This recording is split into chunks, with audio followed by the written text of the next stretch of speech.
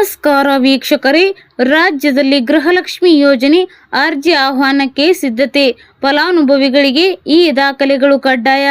ರಾಜ್ಯ ಸರ್ಕಾರದ ಮಹತ್ವಾಕಾಂಕ್ಷಿ ಗೃಹಲಕ್ಷ್ಮಿ ಯೋಜನೆಯ ದುರುಪಯೋಗವನ್ನು ತಡೆಗಟ್ಟಲು ಮತ್ತು ಕೇವಲ ಅರ್ಹರಿಗೆ ಮಾತ್ರ ಯೋಜನೆಯ ಲಾಭ ತಲುಪಿಸಲು ಮಹಿಳಾ ಮತ್ತು ಮಕ್ಕಳ ಅಭಿವೃದ್ಧಿ ಇಲಾಖೆಯು ಮಹತ್ವದ ಹೆಜ್ಜೆ ಇಟ್ಟಿದೆ. ಹೊಸದಾಗಿ ಅರ್ಜಿಗಳನ್ನು ಆಹ್ವಾನಿಸಲು ಇಲಾಖೆಯು ಅಂತಿಮ ಹಂತದ ಸಿದ್ಧತೆಗಳನ್ನು ಮಾಡಿಕೊಳ್ಳುತ್ತಿದ್ದು, ಮುಂದಿನ 2-3 ದಿನಗಳಲ್ಲಿ ಅಧಿಕೃತ ಮಾಹಿತಿ ಬಿಡುಗಡೆಯಾಗಲಿದೆ.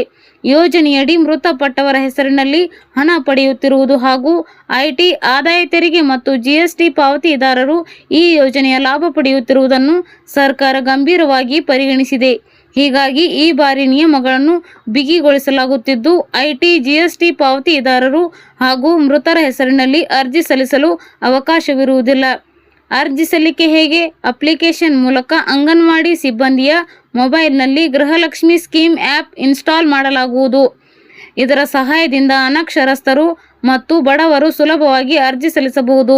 ಸೇವಾ ಕೇಂದ್ರಗಳು: ಕರ್ನಾಟಕ 1, ಬೆಂಗಳೂರು 1, ಗ್ರಾಮ 1 ಮತ್ತು ಇತರೆ ಸೇವಾ ಕೇಂದ್ರಗಳಲ್ಲೂ ಅರ್ಜಿ ಸಲ್ಲಿಸಲು ಅವಕಾಶ ಕಲ್ಪಿಸಲಾಗಿದೆ.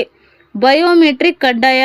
ಅರ್ಜಿ ಸ್ವೀಕರಿಸುವ ಸಂದರ್ಭದಲ್ಲಿ ಅರ್ಜಿದಾರರ ಬಯೋಮೆಟ್ರಿಕ್ ಅಥವಾ ಫೇಸ್ ರೆಕಗ್ನಿಷನ್ ಮುಖ ಗುರುತಿಸುವಿಕೆ ತಂತ್ರಜ್ಞಾನವನ್ನು ಬಳಸಲು ತೀರ್ಮಾನಿಸಲಾಗಿದೆ. ಅಗತ್ಯವಿರುವ ಮಾಹಿತಿ ಹಾಗೂ ಅರ್ಹತೆಗಳು: ಕಡ್ಡಾಯ ಮಾಹಿತಿ: ಈ ಹಿಂದಿನ ಅರ್ಜಿಯಲ್ಲಿದ್ದ ಹೆಸರು, ವಿಳಾಸ, ಆಧಾರ್ ಸಂಖ್ಯೆ ಮುಂತಾದ ವಿವರಗಳ ಜೊತೆಗೆ ಈ ಬಾರಿ ಕರ್ನಾಟಕದಲ್ಲಿರುವ ಬ್ಯಾಂಕ್ ಖಾತೆಯ ಮಾಹಿತಿಯನ್ನು ಕಡ್ಡಾಯವಾಗಿ ನೀಡಬೇಕಾಗುತ್ತದೆ. ಜಾತಿ ಪ್ರಮಾಣ ಪತ್ರ: ಒಂದು ವೇಳೆ ಜಾತಿ ಪ್ರಮಾಣ ಪತ್ರ ನೀಡದಿದ್ದರೆ ಸ್ವಯಂ ಘೋಷಣೆ ಮಾಡಬೇಕಾಗುತ್ತದೆ. ಯಾರೆಲ್ಲ ಅರ್ಹರು? ಈಗಾಗಲೇ ಯೋಜನೆಯ ಪ್ರಯೋಜನ ಪಡೆಯುತ್ತಿರುವ ಮಹಿಳೆಯರು, ಹೊಸದಾಗಿ ಸೇರ್ಪಡೆ ಬಯಸುವವರು ಹಾಗೂ ಬಿಪಿಎಲ್ ಮತ್ತು ಎಪಿಎಲ್ ಕಾರ್ಡ್ ಹೊಂದಿರುವವರು ಅರ್ಜಿ ಸಲ್ಲಿಸಲು ಅರ್ಹರಾಗಿರುತ್ತಾರೆ. ತಿಂಗಳಿಗೆ 2,000 ರೂಪಾಯಿ ನೀಡುವ ಈ ಯೋಜನೆಯನ್ನು ಮತ್ತಷ್ಟು ಪಾರದರ್ಶಕಗೊಳಿಸಲು ಸರ್ಕಾರ ಮುಂದಾಗಿದ್ದು, ಇನ್ನು ಕೆಲವೇ ದಿನಗಳಲ್ಲಿ ಹೊಸ ಅರ್ಜಿ ಸಲ್ಲಿಕೆ ಪ್ರಕ್ರಿಯೆ ಆರಂಭವಾಗಲಿದೆ.